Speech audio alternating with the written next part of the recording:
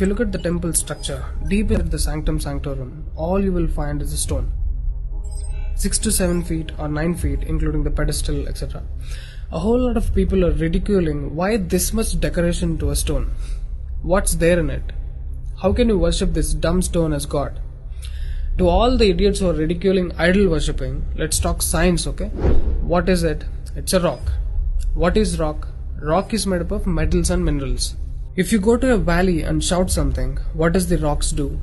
It will give you an echo.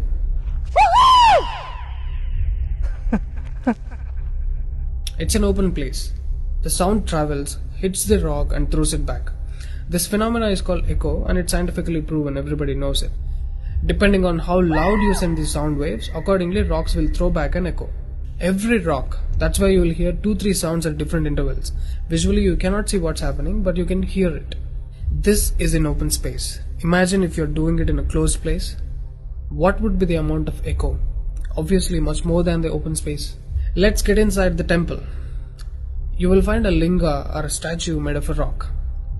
And it's placed in a closed wall structure with a Galigopuram on the top. That means a pyramid structure with a tip pointing to the sky. There will be no ventilation. Tight packed and covered with stone walls to a precision where even the light cannot enter. Now people send some sounds to the rock. Not just today, it's been practiced since thousands of years. They are sending some sounds to the rock continuously, right from the morning to afternoon to evening till night, every day.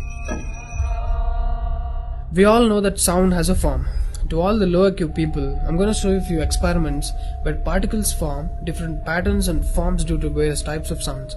I saw a beautiful music video in this channel in which they show how water, fire, particles respond to the sound. It's an incredible experiment, you must watch it. It is a film to describe to you the effect of cymatic frequencies.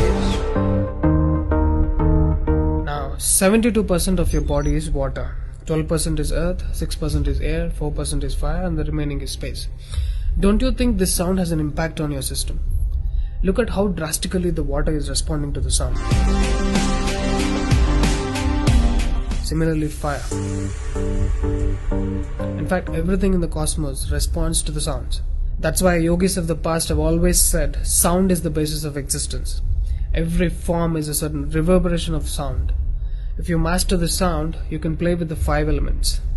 That's how the sages of the past used to walk on water, disappear into the air, walk through the walls, etc. In Harry Potter movie, what you have seen is just a fiction story. But here, we have got yogis who did all that for real. Even though there are many mystics who can do these things, not just them. You and I can do it if we attain certain mastery over the sound.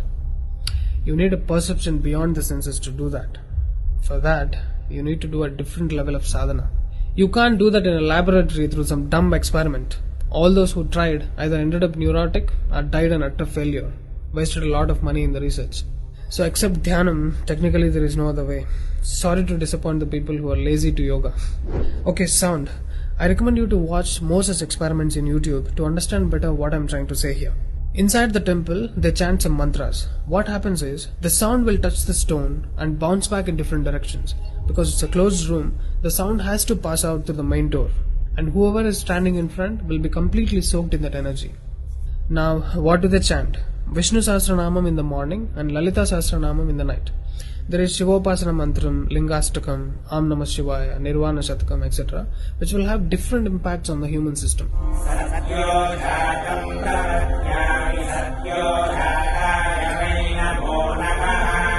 I really wanted to check what impact these sounds have on the human system. So I went to a neurosurgeon to really experiment and document the impact of these sounds on the human brain, the human system. I took my friend Rahul for the EEG test. It's called electroencephalography, where you can see the brain activity, the activity of the nervous system of a person on a computer.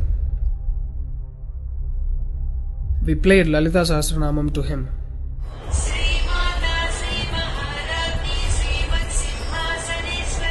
Rahul, relax your face.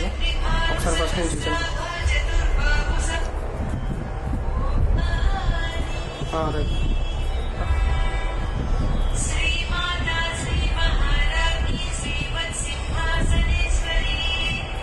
The kind of parasympathetic differences that he's getting is anonymous. Oh my god, then I understood. These sounds are engineered in such a way that the rhythm of the chant will go inside your parasympathetic nervous system and will put you into deep sleep within 3 to 5 minutes.